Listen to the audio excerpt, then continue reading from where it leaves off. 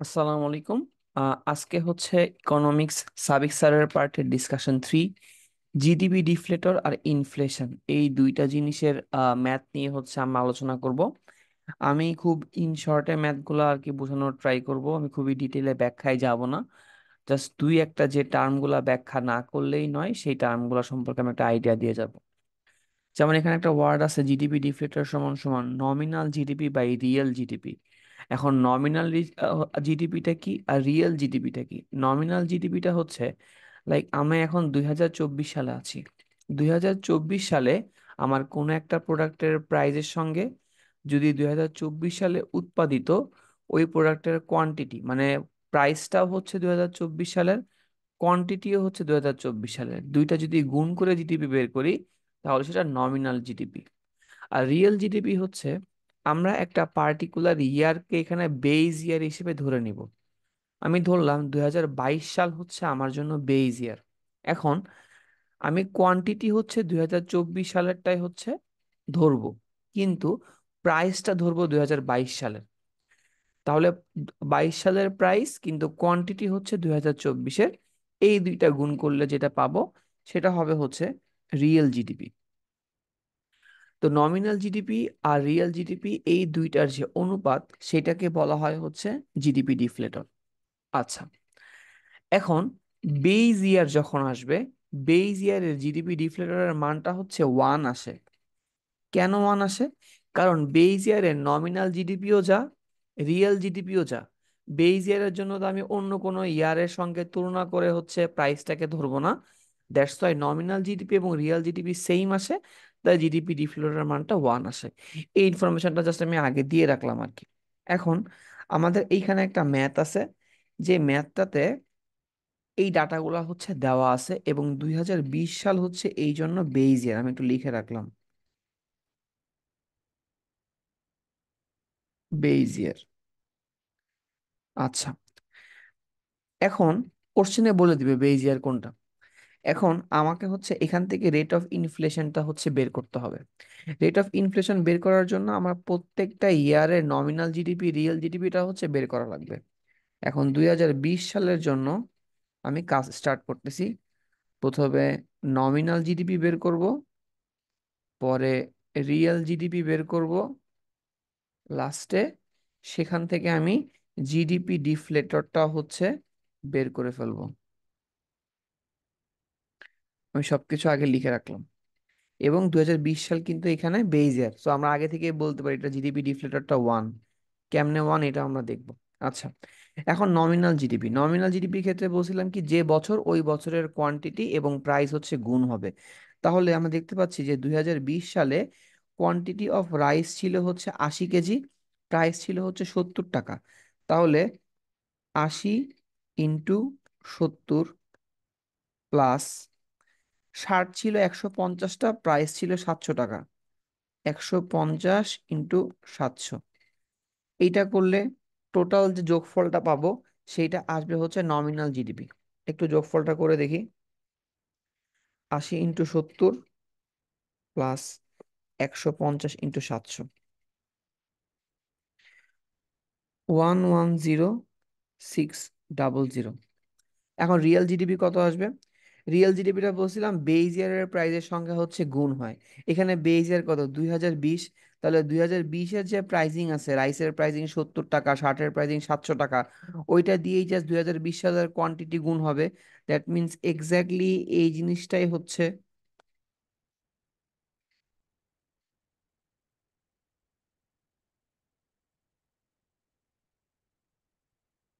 তাহলে 2020 সালের জন্য রিয়েল জিডিপি আমার নমিনাল জিডিপিটা হচ্ছে পেয়ে গেলাম।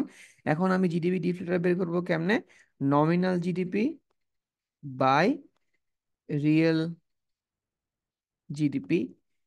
অনেকে ইন্টু 100% দেয়, অনেকে জাস্ট, আমাদের 100% দেওয়া লাগবে না, জাস্ট এই দুটো রেশিওটা বের করলেই হবে, যেহেতু দুইটার ভ্যালুই কি সেম,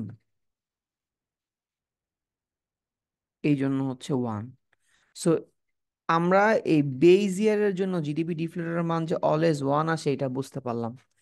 এখন আমাকে 2021 সালের ইনফ্লেশনটা হচ্ছে বের করতে হবে। এখন 2021 সালের ইনফ্লেশনটা বের করার জন্য অলওয়েজ দেখো, কোনো একটা ইয়ারের ইনফ্লেশনটা হিসাব করা হয় প্রিভিয়াস ইয়ারের সাপেক্ষে। লাইক আমি যদি বলি 2024 সালের বা 2023 সালের ইনফ্লেশনটা বের করো, তাহলে এটার সঙ্গে কম্পেয়ার করতে মানে বেসিক্যালি হিসাবে আনতে হবে 2022 আর 23-এর ব্যাপারটা আর কি। যে বছর তার প্রিভিয়াস ইয়ারের বছরের সঙ্গে হিসাব নিকাশ করে হচ্ছে জিডিপিটা বের করতে হবে।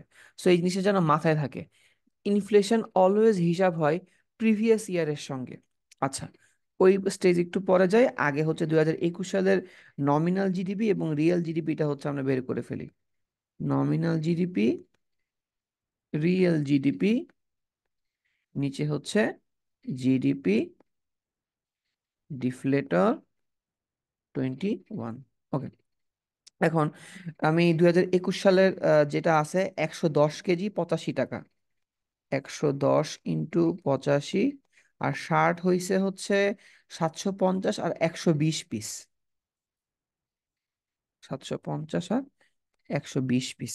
যদি দুইটাকে আমি যোগ করি, 110 × 85 প্লাস 750 × 120, তাহলে এখান থেকে আসে হচ্ছে 99,350, 99,350, এইটা হচ্ছে নমিনাল জিডিপি।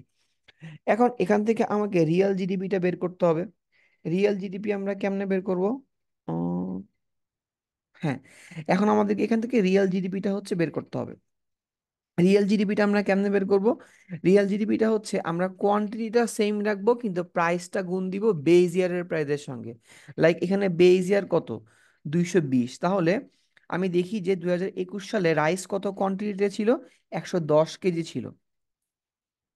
প্রাইসটা কত সাথে গুণ দিব? 2020 সালের প্রাইজিং এর সঙ্গে গুণ দিব, মানে 70 টাকার সঙ্গে। কেন গুণ দিচ্ছি? কারণ রিয়েল জিডিপি হিসাব করতে হয় বেজ ইয়ারের সাপেক্ষে। আচ্ছা ফাইন। দেন হচ্ছে দেখি 2021 সালে শার্ট কত ছিল? 120 পিস। আর প্রাইসটা কত হবে বেজ ইয়ারের সঙ্গে, মানে 700 টাকা। 120 × 700, একটু যোগ করে দেখি কত আসে। 170 + 120 × 700, 91,700, 91,700। এই জিনিসটা আমরা একটু মনোযোগ সহকারে আর কি বের করবো যে রিয়েল জিডিপির প্রাইসিং যেটা, প্রাইসটা কিন্তু অলওয়েজ বেজিয়ার হবে। প্রাইস বেজিয়ার, কোয়ান্টিটিটা সেম হোক সমস্যা নেই, প্রাইসটা বেজিয়ার হবে। তাহলে এখান থেকে আমি যদি জিডিপি ডিফ্লেক্টর বের করি, নমিনাল বাই হচ্ছে রিয়েল,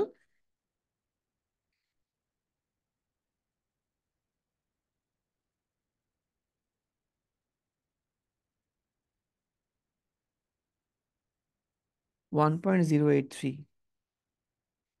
সরি 1.08, হ্যাঁ 1.083, 1.083।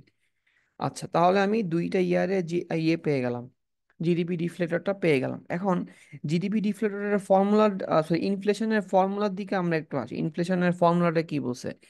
GDP deflator this year minus GDP deflator previous year by GDP deflator previous year. এজন্যই বলছিলাম যে যখন আমরা ইনফ্লেশন বের করি, ইনফ্লেশনটা প্রিভিয়াস ইয়ারের সাপেক্ষে বের করি। এর মানে কিন্তু এই না যে বেজ ইয়ারটা মানে এরকম, যেমন মানে আমাদের যে কোশ্চেনটা, এই কোশ্চেনে মাত্র দুইটা ইয়ারের কথা বলা আছে, এই দুইটা ইয়ারের মধ্যে একটা ইয়ার আবার বেজ ইয়ার। সো অলওয়েজ এটা ফিক্স না যে আগের বছরটাই যে বেজ ইয়ার হবে। বেজ ইয়ার যে কোনো ইয়ার হইতে পারে, ওটা বলে দেবে, কিন্তু এইটা মাথায় রাখা যাবে না যে আগের বছরটাই বেজ ইয়ার হবে। না, আগের বছরটা বেজ ইয়ার হবে না অলওয়েজ। বাট ইনফ্লেশন বের করার জন্য আমার হিসাব নিকাশটা অলওয়েজ প্রিভিয়াস ইয়ারের সাপেক্ষে করা লাগবে। এখন প্রিভিয়াস ইয়ারটা বেজ ইয়ার হতেও পারে, নাও পারে, ফিক্সড কিছু না। আমাদের এই কোশ্চেনে এটা হচ্ছে প্রিভিয়াস ইয়ারটা বেজ ইয়ার হয়েছে, দ্যাট ইজ গুড, কোনো সমস্যা নাই। কিন্তু হবেই যে এটা মাস না, এই জিনিসটা যাতে কোনো রকম ভাবে আমরা প্যাচ না লাগাই। তাহলে GDP deflator this year minus GDP deflator previous year by GDP deflator previous year. এখন তাহলে জিডিপি ডিফ্লেটর হচ্ছে দিস ইয়ার মানে 2021, 2021-এর জিডিপি ডিফ্লেটর কত? 1.083 মাইনাস প্রিভিয়াস ইয়ার ছিল 2020, 2020-র ক্ষেত্রে জিডিপি ডিফ্লেক্টর কত ছিল? 1 ছিল। আর তাহলে 1, আর নিচেও তো হচ্ছে জিডিপি ডিফ্লেক্টর প্রিভিয়াস ইয়ার। এর এই সবগুলো যদি হিসাব নিকাশ করি এবং এখানে যদি 100 দ্বারা মাল্টিপ্লাই করতে হবে, 100 দ্বারা যদি মাল্টিপ্লাই করি, তাহলে হিসাবটা আসা হচ্ছে 0.831 - 1 / 1 × 100%। 8.3% হচ্ছে ইনফ্লেশন রেট। এই আচ্ছা, আমরা আগে যে ম্যাথটা করলাম এটা হচ্ছে স্লাইডের হুবহু ম্যাথটা। তো এখন হচ্ছে আমরা একটু নতুন একটা ম্যাথ করি, নতুন ম্যাথ মানে সেম ম্যাথই মানে নতুন কোশ্চেন আর কি। তো এটা বেসিক্যালি আমি ইউটিউব থেকে পাইছি। আমি এখানে জাস্ট কোশ্চেন হচ্ছে এই যে প্রথম যে বক্সটা এটা হচ্ছে কোশ্চেনটা, আর নিচে হচ্ছে অ্যান্সার গুলো দেওয়া ছিল। আমি টোটাল স্ক্রিনশটটা নিয়ে নিছি যাতে তোমরা যখন বাসায় প্র্যাকটিস করবা এই স্ক্রিনশট দেখে হচ্ছে অ্যান্সারটা মিলাইতে পারো। এখন এই কোশ্চেনটার আলোকে আমরা হচ্ছে দুই একটা বছরের ইনফ্লেশনটা বের করার একটু ট্রাই করি। আমরা এখান থেকে ট্রাই করব 2013 সালের ইনফ্লেশনটা হচ্ছে বের করতে। ঠিক আছে, এখন আমরা একটু মাথায় ড্র করি ফ্লো চার্টটা যে 2013 সালের ইনফ্লেশন বের করতে গেলে আমার কি করা লাগবে। 2013 সালের ইনফ্লেশন বের করা লাগবে, 2013 সালের জিডিপি ডিফ্লেটরটা আমার বের করা লাগবে।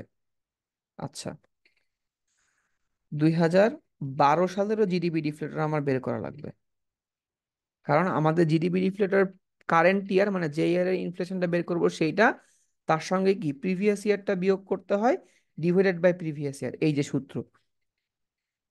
ঠিক আছে, তাহলে হচ্ছে আমার এখানে 2012 সালে জিডিপি ডিফ্লেটরটা হচ্ছে বের করা লাগবে। ফাইন, এখন আমি প্রথমে 2012 সাল নিয়ে একটু কাজটা হচ্ছে করি। 2012, 2012 সালের জন্য nominal GDP, real GDP, GDP deflator. আচ্ছা, এই কোশ্চেনে বেইজ ইয়ার হচ্ছে 2010, বেইজ ইয়ার 2010 খেয়াল রাখতে হবে। ঠিক আছে, ওকে, ফাইন। এখন নমিনাল জিডিপি ফার্স্ট আমাদেরকে বের করতে হবে। দেখি নমিনাল জিডিপি 2012 সালের জন্য কত আসে। 5 × 150 প্লাস 2.5 × 200, যে বছরের যে দাম প্লাস ওই মানে ইন্টু ওই বছরের ওই কোয়ান্টিটি, মানে সেম ইয়ারের কোয়ান্টিটি সেম ইয়ারের প্রাইস। 5 × 150 প্লাস 200 × 2.5। ওকে, 5 × 150 প্লাস 200 × 2.5, 1250 হচ্ছে নমিনাল জিডিপির মানটা 2012 সালের জন্য, $1250।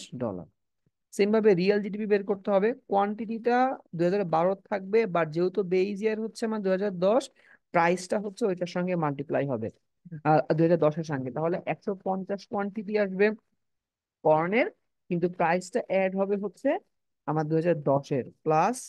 সেম ভাবে হচ্ছে কোয়ান্টিটি অফ মিল্কের ক্ষেত্রে 200 আসবে, কিন্তু প্রাইসটা অ্যাড হবে 2010-এর সাথে বেইজ ইয়ারের প্রাইসিং এর সঙ্গে। এটা করলে আসে হচ্ছে 900।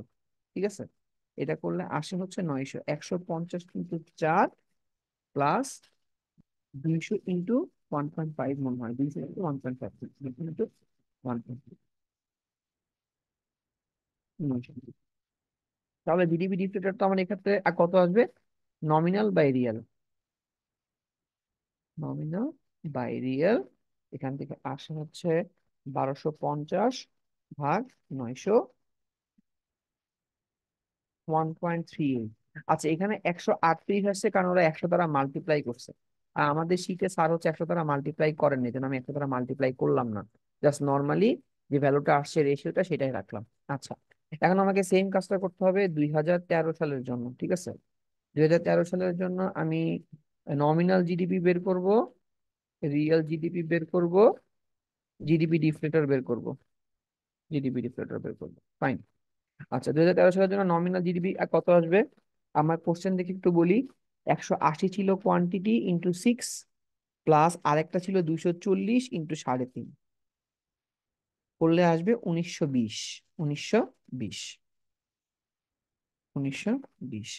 আচ্ছা, রিয়েলটা কত আসবে, কোয়ান্টিটিটা, আমার কোয়ান্টিটি যেটা ওইটা 2013 সালের থাকবে মানে 180, কিন্তু প্রাইসটা হয়ে যাবে 2010 সালের 4, প্লাস কোয়ান্টিটি থাকবে হচ্ছে 2013 সালের দুধের কোয়ান্টিটি 240, প্রাইসটা হয়ে যাবে 2010-এর 1.5, 1080। তাহলে এখান থেকে জিডিপি ডিফ্লেটর অফ 2013 এইটা আসবে হচ্ছে nominal GDP by real GDP, 1920 ভাগ আনসার, এটা আসে হচ্ছে 1.78।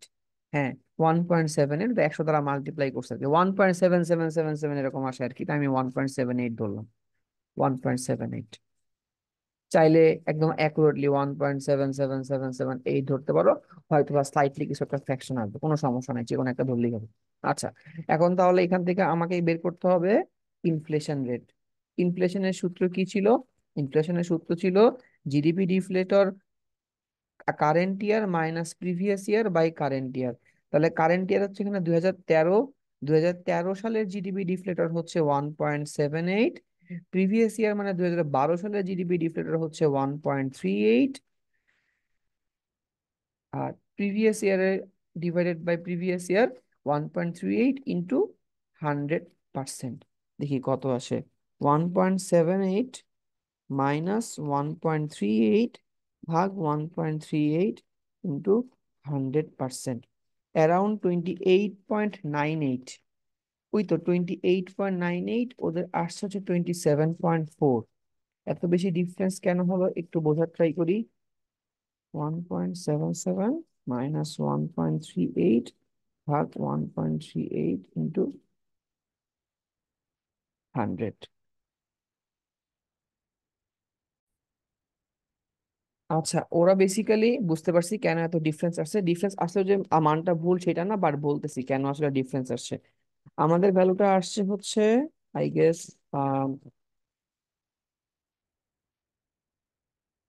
28%-এর প্লাস আসছে এটা, আর ওদের অ্যান্সারটা আসছে হচ্ছে 27.4। কেন আমি বলতেছি 7.4, এইটা এক্স্যাক্টলি অ্যান্সারটা আসছে হচ্ছে 1.78 মাইনাস 1.38 মাইনাস 1.38 ইন্টু 100।